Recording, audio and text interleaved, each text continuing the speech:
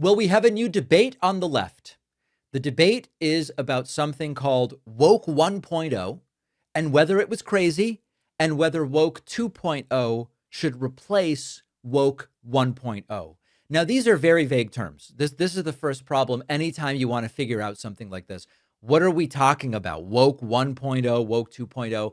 A lot of this discussion started after Congresswoman Alexandria Ocasio-Cortez repeated the line, quoting someone else, woke one was crazy. And the context was that she was talking about old progressive positions like abolishing the police, abolishing prisons, to a smaller extent, canceling Thanksgiving. And AOC weighed in and said, there's a council member who says to me, woke one was crazy. This is from her interview with Jonathan Karl. Francesca Hong has made clear her present stances to her electorate. Yeah, she's moved away from a lot of that. Right, she's moved away from it. And I have a local city councilman that has this saying, woke one was crazy.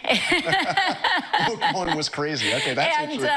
And I think that what's important is that we have to assess what was it? I mean, did the movement go too far with some of those positions? I mean, you briefly supported the idea of defunding the police. Well, I think that during this time and especially during COVID, there was a huge opening of the Overton window. We were shut down. There was some of the highest unemployment rates that we have seen because of those shutdowns. Yeah. And I think that the doors were really open in trying to entertain any and every policy that was going to get us to a better place. And I actually think that the discussions that were had in that time were quite fruitful. I think that when we talk about crime today, it's fundamentally different than the way that we talked about crime in bringing crime down, right? Mm-hmm. And I think that we all share in the goals of having as low a crime rate as possible. I think that, during lockdown, of course, rhetoric in that time is not rhetoric that we would use today. So listen, AOC's getting hit hard for this woke one was crazy thing. But if you listen to her whole answer, it's pretty nuanced. She's like, well, listen, COVID was a period that opened up the door to discussing a lot of different ideas, and not all of that was productive. We should evaluate candidates on what they advocate for now. So that, I think, is a sort of an interesting statement. Another clip that is getting a lot of attention about this is New York City Mayor Zohran Mamdani sort of distancing himself from what is understood to be woke 1.0. And he just goes, listen, people evolve in their positions. You yourself have walked back, defund the police. Do you think woke one was crazy? Each person has a responsibility to tell New Yorkers, to tell Americans when they're running for office what they believe. And sometimes what you believe can change. It can develop, it can grow. And I know that there are some for whom they still believe in that. I've made very clear that I do not believe in defunding the police, that I will not be defunding the police. So listen. First is, what are we saying by defining woke one and woke two? If woke one means, so we're thinking back to the COVID era, right, of what I guess people are calling woke one. If woke one means we recognize that there's still racism, we got to take sexual harassment seriously, we're going to respect gay and trans people. When there's abusive policing, we're going to reform it. We're going to look at discrimination inside of institutions. That's not crazy. Those were legitimate concerns. Those are legitimate concerns. Now, there was this political culture, especially online and inside certain left-wing organizations, I would say from roughly the mid-2010s through like 2021 or 2022, which was very dysfunctional. And it treated any disagreements with any aspect of the agenda that they laid out as evidence of moral corruption. It prioritized finding the perfect terminology over like, let's just persuade normal people with good ideas. It would divide people into specific identity categories and then assign them certain level of authority depending on how oppressed we perceive them to be. That stuff wasn't good. People who were publicly condemned for minor verbal mistakes, or when complicated policy questions become tests of whether you're a good person. And in that context, slogans like defund the police and abolish prisons were adopted by some without any real agreement as to like, do people support this stuff? What do we actually mean by this? And that is worthy of some examination. And there were people at the time warning, hey, this might be politically suicidal. This is intellectually unhealthy. This is a problem. So was that crazy? I mean, listen, AOC's word is crazy. I think it was extraordinarily counterproductive. It was a bad idea. So there were ideas that came out of Woke 1.0 that are relevant and important today. And there were some practices that I think were not so good. The problem is that right wingers are now performing a completely dishonest substitution.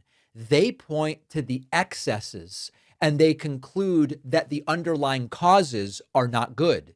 But saying we should have racial equality, that's not crazy. Saying everybody should be treated with dignity, regardless of whether you are LGB or T, or that there should be accountability for police, that stuff isn't crazy. And what the right wants to do is pretend that all of it is crazy. Now, the strongest version of woke 2.0, and I don't know who means what by woke 2.0. The strongest version of woke 2.0 would say, hey, we've got some moral progress here and we're going to preserve that. That's good. But let's abandon the bad political habits. And so we would emphasize universal rights instead of ranking people by identity in this sort of oppression Olympics. Or we would say we want material improvements on healthcare, housing, wages, and childcare, rather than symbolic victories understood by, 6 people on social media. And the other thing I think is important when we look at this movement that wants justice is we've got to recognize proportion. An awkward phrase might be an awkward phrase. It might be an unfortunate phrase, but it's not violence. A bad joke might just be a bad joke and not necessarily evidence of hatred. Someone disagreeing with you is not automatically bigotry. And people generally should be allowed to go, I'm sorry, I made a mistake. I've learned and let's move forward together. And we also want to be sure that we are not, how do I say this? Economic inequality matters hugely. And that needs to be dealt with. But also there's more than just class. And although some like to say racism, sexism, homophobia are fundamentally about class, these are like class reductionists. Even if you give everybody health care, you're not getting rid of racism, sexism, and homophobia. And so the point here is justice requires persuasion, coalition building, and political power. And if you have a movement that makes ordinary people afraid to speak honestly, it's eventually going to become isolated.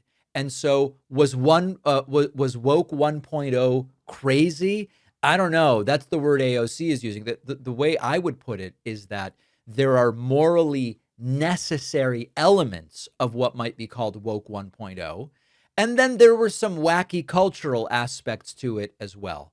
If the left is serious, then we should be able to admit both, right? We don't have to say woke 1.0 is crazy straight up. Actually, there's really important ideas in woke 1.0, recognitions about society. But at the same time, there is some denial among some about the destructive and isolating nature of some of the tactics that were in play. I think there's something in there for everybody to like and everybody to hate. Let me know what you think. Leave a comment or email me, info@davidpakman.com. Appreciate you watching. Stick around for this next video and don't forget to hit subscribe so you actually see our uploads. You can also catch the full podcast on Spotify and Apple Podcasts.